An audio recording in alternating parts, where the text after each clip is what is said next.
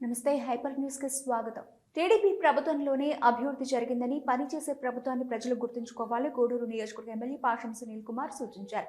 గూడూరు నియోజకవర్గం వాకాడు మండలం పల్లిపాలెం గ్రామంలో డోర్ టు డోర్ కార్యక్రమం టీడీపీ పార్టీ నాయకుల ఆధ్వర్యంలో నిర్వహించారు. ముఖ్య అతిథిగా ఎమ్మెల్యే పాషం సునీల్ కుమార్ హాజరయ్యారు. మహిళలు మంగళహారతులిచ్చి ఘన స్వాగతం పలికారు. అనంతరం ప్రజల వద్దకు వెళ్లి టీడీపీ పార్టీ కూటమి ప్రభుత్వం అందిస్తున్న సంక్షేమ పథకాలను ప్రజలకు వివరించారు. సమస్యలను అడిగి తెలుసుకున్నారు. ఎమ్మెల్యే సునీల్ కుమార్ మాట్లాడుతూ గత టీడీపీ ప్రభుత్వంలో ఈ గ్రామంలో ఎన్నో అభివృద్ధి పనులు చేశామని, అయితే 2019 ఎన్నికల్లో టీడీపీ పార్టీని ఓడించారని అన్నారు. మరలా ఇప్పుడు కోటను ప్రభుత్వం గెలిచిన తర్వాత అనేక అభివృద్ధి కార్యక్రమాలు వేగవంతంగా జరుగుతున్నాయని, సంక్షేమ పథకాలు అర్హులైన వారందరికీ అందిస్తున్నామని పేర్కొన్నారు. కార్యక్రమంలో మధుసూదన్ రెడ్డి, విజయశేఖర్ రెడ్డి, శ్రీనివాసులు రెడ్డి, ప్రమీల, పోతయ్య, మస్తానయ్య తదితరులు పాల్గొన్నారు.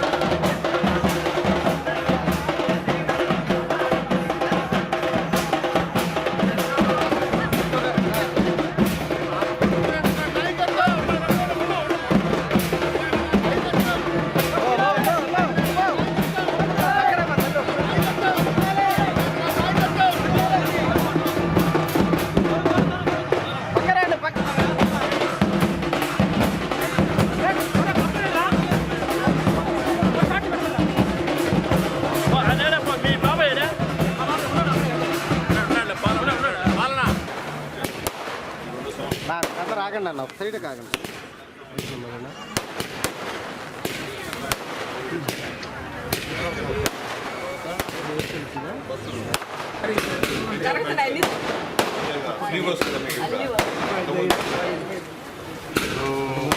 పిల్లలు చదువుతుంటే 15,000 రూపాయలు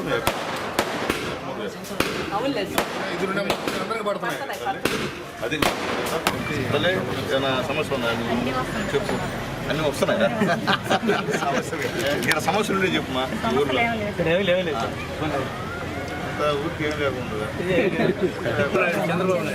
లోకేష్ మామ ఎవరు?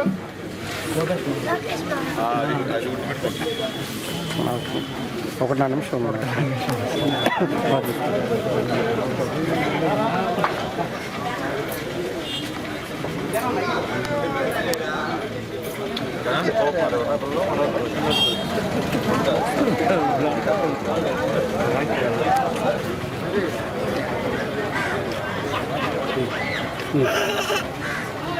కొంటున్నది జాగ్రత్త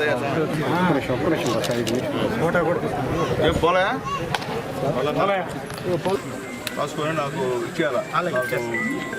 14వ తేదీ లోపల లిస్ట్ నాకు ఇచ్చేయాలి. నేను తీసుకెళ్తా.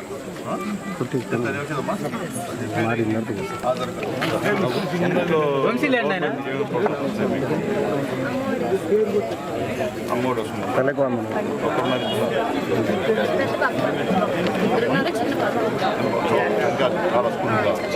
చికెన్ ప్రకారం ఇచ్చారు. రైతు భరోసా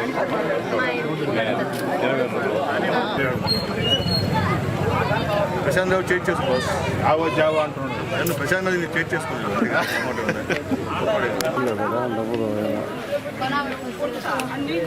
ఏం చూడలేదన్నా.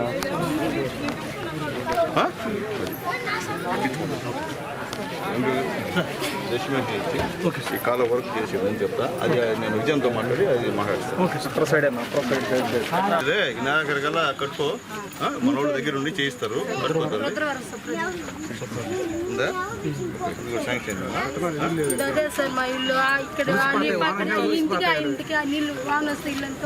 మీకు వినాయకర్ కల్లా మా పోలే వస్తుంది. మీకు వచ్చి ఇల్లు కూడా లైన్ ఉంది, పెద్ద లైన్ 11 kV. ఇప్పుడు కూడా ఒక మనిషి చనిపోయాడు, దానికి తగిలి మిద్దిపోయిన. ఆ రోజు చెప్పాము, ఆ రోజు శాంక్షన్ ఇస్తానని అన్నారు. మళ్ళీ మనోళ్ళు చూసుకోపోయారండి. అప్పుడు మీరు కాదులేండి, అప్పుడు ఆ ఏడీ గారు వచ్చి చూసుకోపోయారు. ఒకసారి మన వాళ్ళని పంపించి మీ ఏఈని పంపించి ఒకసారి ఇది మార్చాలి. ఇబ్బంది కాదు.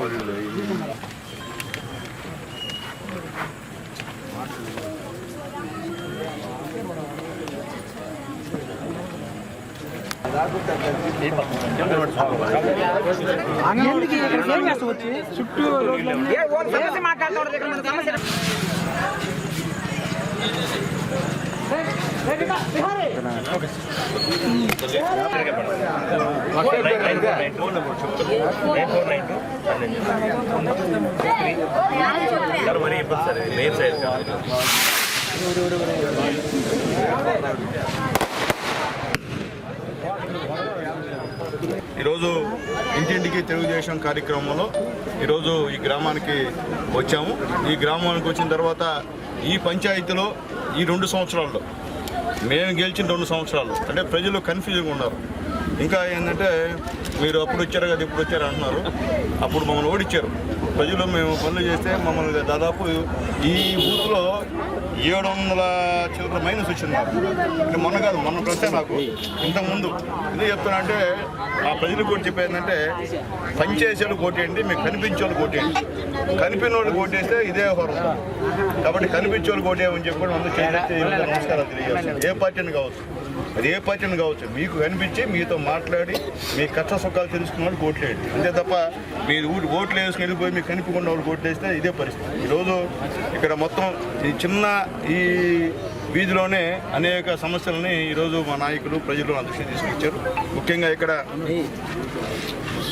ఈ కాలువలు బాగా ఇబ్బందిగా ఉన్నాయి, సైడ్ కాలువలని కూడా ఇబ్బందిగా ఉన్నాయి. ఆల్రెడీ ఎస్టిమేషన్ వి శేఖర్ రెడ్డి గారు ఆల్రెడీ దీన్ని వేయించారు. దాదాపు 30 లక్షలకి 50 లక్షలకి ప్రపోజల్ పెట్టించాం. మళ్ళీ కూడా మన వాళ్ళందరూ కూడా చెప్పారు. కాబట్టి రేపు ఉదయాన మళ్ళీ ఏఈ గారిని పంపించి ఇవన్నీ కూడా మరొకసారి ఎస్టిమేషన్ వేస్తానని చెప్పి నేను తెలియజేస్తున్నా. అలాగే ముఖ్యంగా లైట్లు కూడా మన వాళ్ళు చెప్పారు. 2 వారాల్లో లైట్లన్నీ కూడా మొత్తం వేయిస్తామని చెప్పి కూడా సెక్రటరీ గారు చెప్పారు. ఎంపీడీఓ గారు ముందుగానే ఎంపీడీఓ గారు అన్నీ కూడా సరి చేసుకోవాల్సిన అవసరం ఎంపీడీఓ గారు ఉందని చెప్పి కూడా నేను తెలియజేస్తున్నా. అలాగే ముఖ్యంగా ఈ అడ్డంగా ఒక 4-5 రోడ్డు కూడా సిమెంట్ రోడ్ లేక ఇబ్బందిగా ఉంది. మా సురేష్ మా పోలయ్య మా దృష్టికి తీసుకొచ్చారు. అందుకని అవి కూడా ఖచ్చితంగా వేసే కార్యక్రమం చేస్తామని చెప్పి కూడా నేను తెలియజేస్తున్నాను. అలాగే ఇరిగేషన్ సంబంధించి అక్కడంతా కూడా ఓట్ అయిపోతుంది. శ్మశానానికి కూడా మనుషులు ఎత్తుకోలేకపోతున్నామండి, చాలా ఇబ్బందిగా ఉందని మా మహిళలందరూ కూడా ఇక్కడ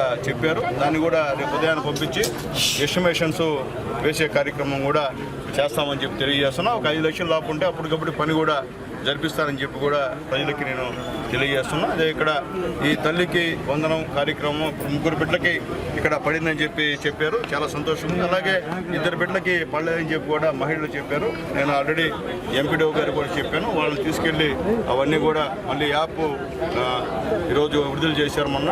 కాబట్టి దాంట్లో వాళ్ళందరం కూడా ఎక్కించుకోమని చెప్పి కూడా నేను తెలియజేస్తున్నా. ఏదైనప్పటికీ ఈ నెల్లిపూడి పంచాయతీలో దాదాపు పెన్షన్స్ 504 ఇస్తున్నాం. 504 మందికి 4,000 ఇస్తున్నాం, 10,000 ఇస్తున్నాం, 15,000 ఇస్తున్నాం. గత గవర్నమెంట్లో ఈ పరిస్థితి లేదు. గతంలో తప్పుడు వాగ్దానాలు చేసి నేను పెన్షన్ పెంచుతానని 5 సంవత్సరాలకి 250 పెంచాడు గత ముఖ్యమంత్రి గారు. ఈ ముఖ్యమంత్రి ఇక్కడ మన రాష్ట్రంలో మోడీ గారు, పవన్ కళ్యాణ్ గారు, చంద్రబాబు నాయుడు గారు, లోకేష్ బాబు గారి నాయకత్వంలో ప్రజలందరూ ఆశీర్వదించి గెలిపించారు. గెలిపించిన తర్వాత గెలిచిన వెంటనే 1000 రూపాయలు పెంచినటువంటి ముఖ్యమంత్రి ఉన్నారంటే అది నారా చంద్రబాబు నాయుడు అని చెప్పక తప్పదని చెప్పి నేను మీ అందరూ కూడా నేను తెలియజేస్తున్నా. అలాగే ముఖ్యంగా అన్నదాత సుఖీభవ రైతులకి 160 మందికి దాదాపు సంవత్సరానికి 32,10,000 రూపాయలు ఇక్కడ మనం ఇస్తున్నామని చెప్పి కూడా నేను తెలియజేస్తున్నాను. అన్నదాత సుఖీభవ కింద మోడీ గారి సహాయ సహకారాలతో. అలాగే ఇక్కడ తల్లికి వందనం దాదాపు ఈ పంచాయతీలో 290 మందికి ఇస్తున్నాం. వీళ్ళకి 37,70,000 ఇస్తున్నాం బిడ్డలకి. ఎంతమంది బిడ్డలుంటే అన్ని 13,000 వీళ్ళ తల్లుల అకౌంట్లో, మిగిలిన 2,000 రూపాయలు అక్కడ విద్యాశాఖ అకౌంట్లో పడే కార్యక్రమం అని చెప్పి కూడా నేను తెలియజేస్తున్నాను. అలాగే ఇక్కడ పొదుపు లక్ష్మి మహిళలకి డిఆర్డిఏ కింద ఈ 2 సంవత్సరాల్లో ఎన్డీఏ గెలిచి 2 సంవత్సరాల్లో దాదాపు 10,17,00,000 రూపాయలు ఇక్కడ మహిళలకి పొదుపు లక్ష్మి మహిళలకి ఇచ్చామని చెప్పేదానికి చాలా సంతోషంగా ఉందని చెప్పి నేను తెలియజేస్తున్నా. సాంకేతిక రంగంలో అనేక విప్లవాత్మక మార్పులు వస్తున్నాయని, వాటిపై విద్యార్థుల అవగాహన పెంచుకోవాలని, నూతన ఆలోచనలతో ముందుకు వెళ్లాలని doctor BC Roy national award గ్రహీత వేద ప్రకాష్ మిశ్రా తెలిపారు. గూడూరు పట్టణంలోని ఆదిశంకర యూనివర్సిటీలో జరిగిన ఇంటర్నేషనల్ కాన్ఫరెన్స్ లో ఆయన పాల్గొన్నారు. గూడూరు పట్టణ సమీపంలోని ఆదిశంకర యూనివర్సిటీలో 2 రోజుల పాటు జరిగిన quantum AI multidisciplinary management international conference ముగిశాయి. ముఖ్య అతిథిగా విచ్చేసిన doctor BC Roy national award గ్రహీత వేద ప్రకాష్ మిశ్రా మాట్లాడుతూ సాంకేతిక రంగంలో అనేక మార్పులు వస్తున్నాయని, గతంలో క్వాంటం ఉండేదని, ఇప్పుడు ఏఐ ముందు ఇంకా మార్పులు వస్తాయని, వీటన్నింటిపై విద్యార్థుల అవగాహన పెంచుకోవాలని సూచించారు. బట్టి పట్టే చదువును విడనాడి నూతన ఆలోచనలు పెంపొందించుకోవాలని తెలిపారు. మరో అతిథి ప్రసాద్ మాట్లాడుతూ మారుతున్న సాంకేతిక రంగాన్ని అందిపుచ్చుకొని 2047 సంవత్సరానికి భారతం ముందుండాలని, విద్యార్థుల్లో ఉండే నైపుణ్యాన్ని పెంపొందించేందుకు ఆదిశంకర యూనివర్సిటీ ఇటువంటి కాన్ఫరెన్స్లో నిర్వహించడం ఎంతో అభినందనీయమని అన్నారు. గత 30 సంవత్సరాలు శాస్త్ర సాంకేతిక రంగాల్లో అనేక మార్పులు వచ్చాయని పేర్కొన్నారు. ముఖ్య అతిథులను యూనివర్సిటీ అధ్యాపకులు ఘనంగా సన్మానించారు. ఈ సమావేశంలో ధనంజయ రాజయ్య, పలు కంపెనీల ప్రతినిధులు పాల్గొన్నారు. To be expressing some. Yes, sir. Clapping should continue.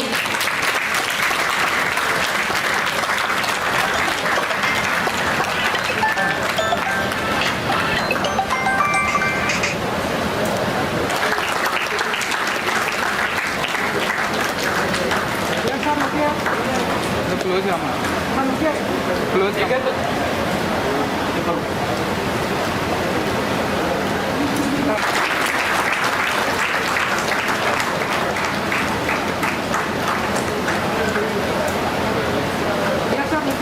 your mouth. Clap should continue. Them are sitting in the lap of multidisciplinarity integration. Then in that situation, the question in case of this integration will be, should this relationship be parasitic? Answer is no, that it will be then one exploiting the other. Should it be commensalic? The situation is, it is no win-win for anybody. It is just a cosmetic golden handshake for the purposes of, if not a public photograph, at least for the self-deriving satisfaction selfie, for the use of it. But contemplate a situation that the best relationship is, which is supposed to be a win-win for everybody, resulting in a relationship where 1 plus 1 does not become 2 in the terms of simple addition, but it turns out to be 1 plus 1, which is more than 2, is a symbiotic relationship. The point I am advocating is, quantum mechanics and quantum computation is not something new and novel for the 21st century. If I am able to recall my small little understanding of science, basic in nature and character correctly and appropriately, then was it a quantum jump that the entire E is equal to mc square stopped by Einstein? It was the Max Planck which gave the entire concept of quantum mechanics, which ultimately has translated into the domain of what we call as quantum computational defection. To the simplest of simple, to a layman like me, this is my understanding of it. Artificial intelligence itself is an operational domain in the domain of data analysis and data analytics, which ultimately is expected to be the edifice for formation of all algorithms and then work it out in the domain of ML or deep learning or ANN or CNN in whatever domains.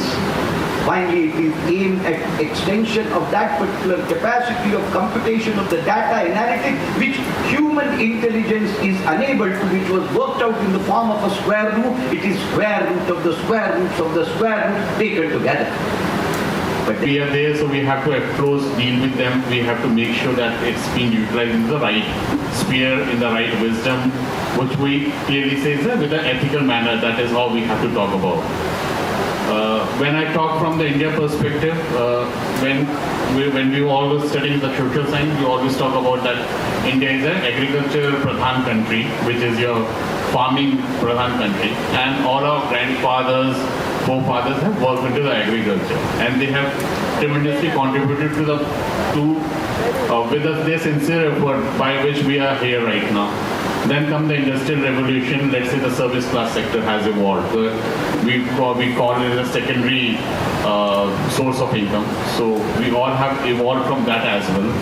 Now the third part which is coming is not to say about the tertiary, because yes, we have to do always we have to always keep on creating the value from each and every aspect of the thing. But I will say that yes, we have to become a very meaningful purpose. Maybe most of you may have read the recent news, so it is having a lot of political instabilities there in the world. Then there is a climate change is happening. Then there is an ethics which are also getting question mark, and there are a lot many technology which are coming. So for us, like for my generation or for the previous generation, it was slightly easier to sail out. Like I just give an example, very simple example. When I started my career in 2000, so at that time IR, so it was like infrared was a connectivity protocol. Then we were talking about almost like 7 to 8 years about the Bluetooth. That what is a Bluetooth, how it is going to enable our life and everything. I think you all have born with that. If we have to even intercept that what is a Bluetooth, you won't be able to even answer that. So that is how the technology is evolving. At my time, like when somebody used to talk about the quantum, we always used to think either he is too genius or he is a mad person. That's why he's talking about the quantum technology. But yeah, it is a reality now. Everything is happening. When we talk about the AI, so I think 3 years back, AI was a big topic all about, but now we all have understood that it has to be utilized for the right purpose. The purpose has to be defined by each one of us. Ethics is what we have to emphasize on. And we have to always constantly see that how we can solve the bigger problems in a smaller chunks or in a SC కాలనీలోని ఆలయాల అభివృద్ధికి ప్రభుత్వం సహకరించాలని హిందూ ధార్మిక సంఘం జిల్లా convener మరియు శ్రీ పరమేశ్వరి దేవాలయాల పరిరక్షణ సమితి జిల్లా అధ్యక్షులు ఆరుమూల మురళి ప్రభుత్వం నిర్మాణం చేశారు. మంగళవారం మనుబోలులోని తహసీల్దార్ కార్యాలయం వద్ద మీడియాతో మాట్లాడుతూ హిందూ సమాజంలో హిందూ దేవతల ఆలయాల అభివృద్ధికి కొరత ఏర్పడిందన్నారు. ప్రభుత్వం కేవలం చర్చిలకు, మసీదులకు ఏ విధంగా ఆర్థిక సహకారం అందిస్తుందో అదేవిధంగా హిందూ దేవాలయాలకు కూడా ముఖ్యంగా ఎస్సీ కాలనీలోని ఆలయాల నిర్వహణ కొరకు సహకారం అందించాలన్నారు. ఈ విషయంపై డిప్యూటీ తహసీల్దార్ ప్రదీప్ కుమార్ కు వినతి పత్రం అందజేశారు. కార్యక్రమంలో బీజేపీ నాయకులు బోల శ్రీనివాసులు, కాగితాల పూరు, గ్రామ ఎస్టీ కాలనీ వాసులు తదితరులు పాల్గొన్నారు. జిల్లా అధ్యక్షులు ఎస్ వంశీధర్ రెడ్డి గారి ఆదేశాల మేరకు, అదేవిధంగా సర్వేపల్లి నియోజకవర్గం ఇన్ఛార్జి కాకుటూరు రవీందర్ రెడ్డి గారి సూచనల మేరకు జనతా వారధి కార్యక్రమం ఒకటి భారతీయ జనతా పార్టీ ప్రవేశపెట్టింది. అందులో భాగంగా గ్రామాల్లో ఉన్నటువంటి సమస్యలను ప్రభుత్వ ఆఫీసులు, ప్రభుత్వ అధికారుల దగ్గరికి తీసుకెళ్లి ఆ యొక్క సమస్యలు పరిష్కారం చేయడమే యొక్క జనతా వారధి కార్యక్రమం. అందులో భాగంగా ఈ యొక్క మనుబోలు మండలంలో కాగితాలపూర్లో ఉన్నటువంటి గిరిజన కాలనీలో శ్రీ మహాలక్ష్మ అమ్మవారి దేవస్థానం వరకు ఉన్న సమస్యలు ఈరోజు ప్రభుత్వం దృష్టికి ఈరోజు తహసీల్దార్ వారికి తీసుకెళ్ళడం జరిగింది. ఆ యొక్క దేవస్థానంలో కొత్తగా గుడి నిర్మాణానికి సంబంధించి ఏదో సర్టిఫికేట్ అవసరమో అవి కావాలని మేము వినతిపత్రం ఇవ్వగా అక్కడ ఉన్నటువంటి తహసీల్దార్ వారు ఆయన మేము చేస్తాం, మీరు తప్పకుండా తీసి పెట్టుకోండి, మేము చేస్తామని చెప్పి ఆయన గట్టిగా హామీ ఇచ్చి మమ్మల్ని ఎంకరేజ్మెంట్ కూడా చేయడం జరిగింది.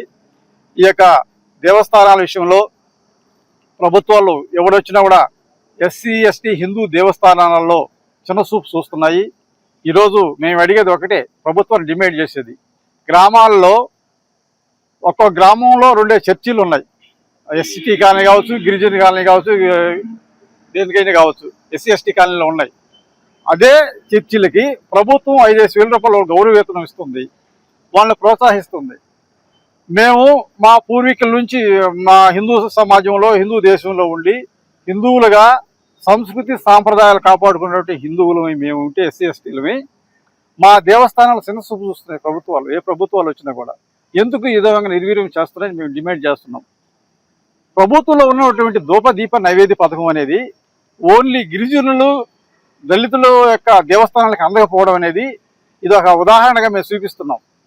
ఏ ప్రభుత్వాలు వచ్చినా ఈ యొక్క హిందూ దేవాలయాల్ని ప్రోత్సహించకపోవడం, ఆ దేవస్థానాల సమస్యలను మూలన పడేయడము ప్రభుత్వాలు ఆనవాయితీగా పెట్టుకుంటున్నారు.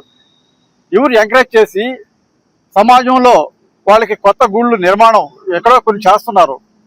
గ్రామ స్థాయిలో క్షేత్రస్థాయిలో పరిశీలించి ఆ దేవస్థానాలకు సంబంధించి ఏ సమస్య ఉంది, టీటీడీ ద్వారా మైక్ సెట్ కావాలా, విగ్రహాలకి మామూలుగా తిరణాలు చేసేటప్పుడు ఉత్సవాలు చేసేటప్పుడు పంచులోకి విగ్రహాలు అవసరమైతే విగ్రహాలు కావాలా, లేకుంటే ధూపదీప నైవేద్యం పూజారులకి ఏమైనా అవసరం అవుతుందా, ఇలాంటి సమస్యలు దేవాలయంలో కూడా కొత్త దేవాలయాలకి వాళ్ళ చుట్టూ ప్రహరీల నిర్మాణం, పాత దేవాలయాలకి చుట్టూ ప్రహరీ గోడల నిర్మాణం, ఇలాంటి సమస్యలు ఎన్నో ఉన్నాయి. అలాంటివన్నీ పక్కన పెట్టి ఏ ప్రజాప్రతినిధులు వచ్చినా కూడా పట్టించుకోకుండా వారు తూతూ మంత్రంగా ఈరోజు వాళ్ళు ఆ విషయాలు దాటి వేసి వాళ్ళు చేసుకుంటున్నారు. మేము ఒకటే కోరుకుంటున్నాం, స్థానిక ఎమ్మెల్యే గారైన శ్రీ పెద్దలు సోమిరెడ్డి చంద్రమోహన్ రెడ్డి గారు ఈ ఎస్సీ ఎస్టీ హిందూ దేవాలయాన్ని పట్టించుకొని చంద్రబాబు నాయుడు గారికి తీసుకెళ్లి ఈ సమస్యలు ఏవైతే ఉన్నాయో ఈ పరిష్కారం దిశగా ఈ కూటమి ప్రభుత్వం చేస్తుందని చెప్పేసి మేము ఆశిస్తున్నాము. గతంలో కూడా అప్పట్లో ఉన్నటువంటి సోమిరెడ్డి చంద్రమోహన్ రెడ్డి గారు మంత్రిగా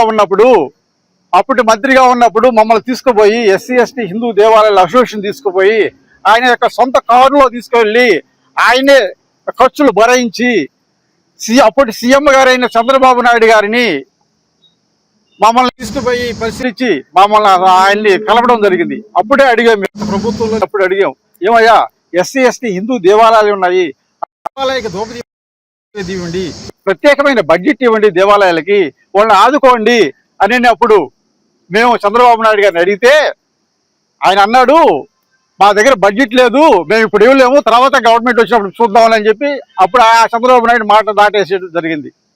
ఆ తర్వాత ఎన్నికలు ఆయన ఓడిపోవడం జరిగింది. తర్వాత వైసీపీ వచ్చింది. వైసీపీ కూడా మమ్మల్ని పట్టించుకోకుండా ఎవరైతే క్రిస్టియన్టీ ఉన్నారో వాళ్ళ భావాల్ని వాళ్ళ యొక్క చర్చిల్ని బలోపేతం చేశాడు. మేమేమో క్రిస్టియన్ మాత్రం వ్యతిరేకం కాదు, కానీ రెండు కళ్ళుగా చూడండి, హిందువుల్ని ఒక చూడండి, మిగతా యొక్క మతాలని ఒక విధంగా చూడండి, అంతేగాని మేము ఏ మతానికి ఏ కులానికి ఏ రాజకీయ పార్టీకి వ్యతిరేకం కాదు. కాబట్టి దయచేసి ఏదైతే జిల్లాలో మా ఎస్సీ ఎస్టీ హిందూ దేవాలయాలు ఉన్నాయో, పురాతనమైన దేవాలయాలు ఉన్నాయో, వాటి సమస్యను తీసుకొచ్చి మేము మీ దృష్టికి వస్తాము. అదేవిధంగా జిల్లాలో ఉన్నటువంటి దేవాదాయ ధర్మాదాయ శాఖ మంత్రి వారికి కూడా మేము అనేక సార్లు వినతి పత్రాలు ఇచ్చినాము. వాళ్ళు కూడా దృష్టిలో పెట్టుకొని మాకు సహాయం చేయవలసిందే కోరుతున్నాము.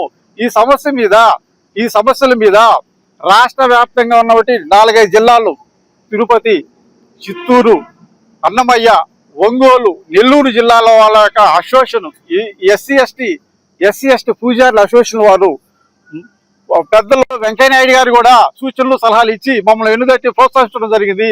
కావున దయచేసి ప్రభుత్వం పెద్దలు ప్రజాప్రతినిధులు మా యొక్క సమస్యలను పరిష్కరిస్తారని కోరుకుంటూ ఇవాళ మనువాళ్ళ మండలంలో బీజేపీ సీనియర్ నాయకులైన బోలా శ్రీనివాసరావు గారి ఆధ్వర్యంలో వారి యొక్క సూచనల మేరకు ఈ గ్రామస్తులను తీసుకొచ్చి ఈ సమస్య పరిష్కారం చేయడం జరిగింది. తదితర ఈ అవకాశం పెద్దలకి ధన్యవాదాలు తెలియజేసుకుంటూ సెలవు తీసుకుని శ్రీనివాసులు గారు మాట్లాడుతుంది కోరుతున్నాను. గూడూరు పట్టణంలోని శ్రీ భువనేశ్వరి దేవి సమేత మూలస్థానేశ్వర స్వామి దేవస్థానం శివాలయంలో ఆషాఢ మాసం సోమవారం సందర్భంగా శివపార్వతులకు విశేష అలంకరణ, ప్రత్యేక పూజలు, మంగళ వాయిద్యాలతో పల్లకి సేవ ఘనంగా నిర్వహించారు. మహిళల కోలాటం భక్తులను ఆకట్టుకుంది. అధిక సంఖ్యలో భక్తులు హాజరై స్వామి అమ్మవారిని దర్శించి తీర్థ ప్రసాదాలు స్వీకరించారు. ఆలయ కమిటీ చైర్మన్ ఆరుగట్ల బాలకృష్ణ నాయుడు ఏర్పాట్లను పర్యవేక్షించారు.